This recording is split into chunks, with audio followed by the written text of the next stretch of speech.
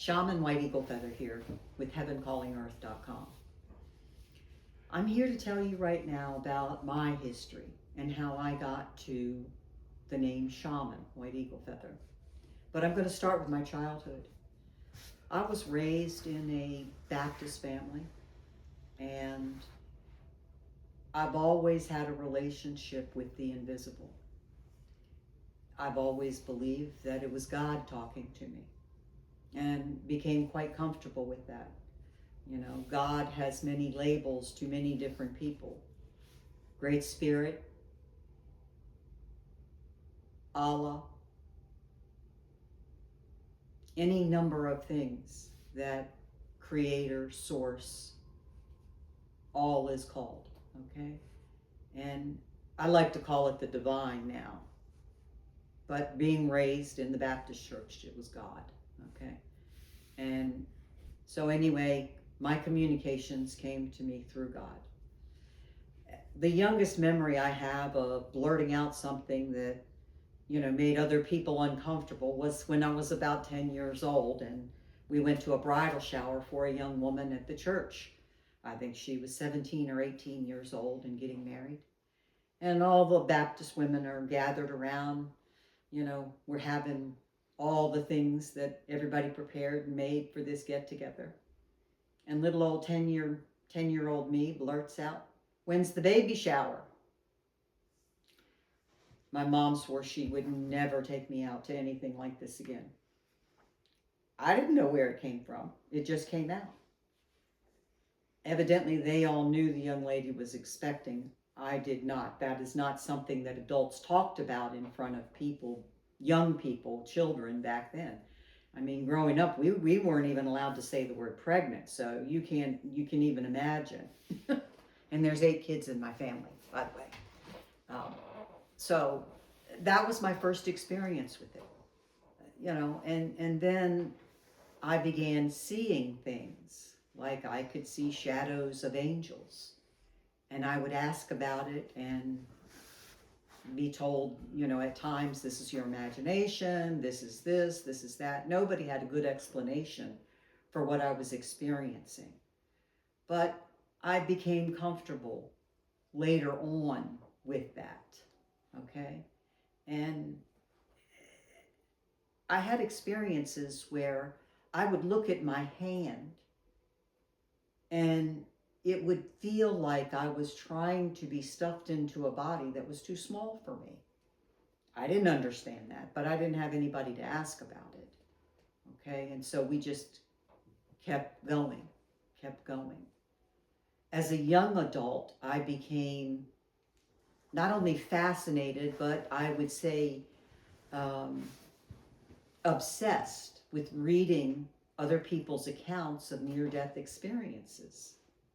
Now, I was in my early 20s at this point, and I'd already had experiences with God talking to me, in my early 20s. I was in a custody situation with an ex-husband. And before the judge made the ruling, I already knew what the ruling was going to be, because my guides came to me and said, "Are you still going to have faith in God if you don't get what you want?" And I knew what the answer was going to be. I was not going to get custody of the child. That was my daughter. Well, these are the ways that you learn and you're tested and you go through and you keep moving, okay? I have a wonderful relationship with my daughter, by the way. But, that's again still part of the journey to get here where we are, okay? So the next types of things that I experienced were, let's see. I had a child that was having stomach issues, and we couldn't figure out what was going on. Taking him to the doctor. I had a wonderful family doctor who was trying to help us figure it out. But it wasn't showing up on any test what was happening. I listened to my guides, and they told me, it's milk. I went back to the expert, at Children's Hospital, not Children's, Georgetown, and told him what I heard. He looked at me very carefully and promptly and told me there was no way that child was getting enough milk to cause that problem. The only thing he's doing is having a temper tantrum. And I looked at him and I said, he's not having a temper tantrum, but if you turn around and look over there, that man that's his father, when he hears you say this, that's what he's going to have. Because his child is not having temper tantrums. We left the hospital, went back to our family doctor, talked to him. He said, let's test this out. And we did. And guess what? It was the milk. The young man had a lactose intolerance. And so we had to pull him off of all dairy products. These are the types of intuitions that you can get along the way of opening up to your internal gifts. And that's one of millions of things that came to me from the invisible. And you notice I flipped my hand to the left side. The left side is my invisible side. That's where they communicate with me. I'm 60% deaf in this ear, and what I hear in it comes from them 99% of the time. This ear is my human ear, and I put people on my right side so that I can hear what they're saying, or I put them in front of me so that I can see their lips moving at the same time I'm hearing them.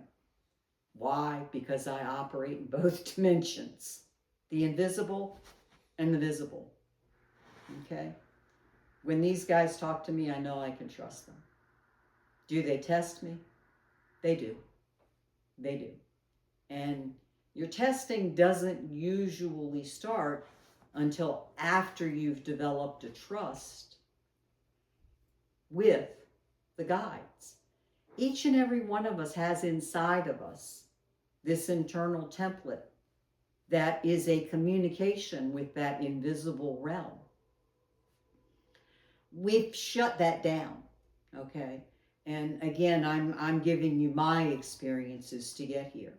In my early 20s, I became obsessed with reading books about near-death experiences. I didn't understand why, but I knew that I needed to consume those things. And so I did. And then I moved to another phase of it. And started reading some of the psychics' work, like John Edward or James Van Praagh, and Guy Anderson, to name a few. And I realized at that point, I'm communicating with people that have crossed over. Okay. So that's why I know the things that I know, because I'm a psychic. But I can communicate with those that have crossed over. Now, what do you do with this? Okay? That depends on you, and it depends on who you're with. Because there are people that can handle a person communicating with the invisible, and then there are others that cannot. And, as I said, I've developed a trust for the invisible, because the invisible doesn't usually lie to me. But a human will. A human will tell you, they don't even know they're lying. They will tell you what they think you want to hear. And so that's where the trust for the invisible comes in extremely handy for me, because I will know when someone is not being completely honest with me. I will feel it. They use my feelings. And that's part of the development of these gifts. You work with learning how to hear. And when you learn how to hear and you learn how to trust it, then you can move to feeling it. And that's where I am. I can go on and on with more experiences of hearing, and I will in other talks with you. But I think we've brought you far enough with what I hear and what I feel. This is all about helping each and every one of us heal, because that's why we're here now in this time. After you've looped and looped and looped through the traumas, then you can come back to the place where you start remembering and healing. I've reached that stage where I remember that I've looped through all the lessons and the traumas and the healing, and now I want to help other people heal. And that is why there are forces that don't want that to happen, and those forces are my guides saying, what's she going to do? If we don't let her do it this way, what's she going to do? If we don't let her do it this way, what's she going to do? I can look at it as an outside source trying to keep me from doing what I'm doing. Or I can look at it as what it is a test to see how I'm going to react to it. Instead of getting angry, and believe me, I've passed the frustration stage, okay? And I have dealt with the frustration over it because of going to different avenues to try and get help, and that help not happening. Not because of anything any of the people that I've gone to is or has done wrong. They're dealing with their own busy schedules. They're dealing with their own health issues and healing, which is exactly why I'm doing these videos, is to help people. And I won't let anything get in the way, even if I have to do it on an iPhone, get a camera. Everybody supports it. So remember, follow the page, Heaven Calling Earth 143 on YouTube. Look up heavencallingearth.com. You can communicate there. I'm on all of the social media, Facebook, Instagram, LinkedIn, and TikTok. Follow the videos to see how I talk to people about healing, and try and support healing, because we all need to heal if we want to bring and anchor love back on this planet. Because operating in pure love, I can tell you, is a lot different than operating in trauma-based pain, what people are calling love. Blessings. Thank you for joining.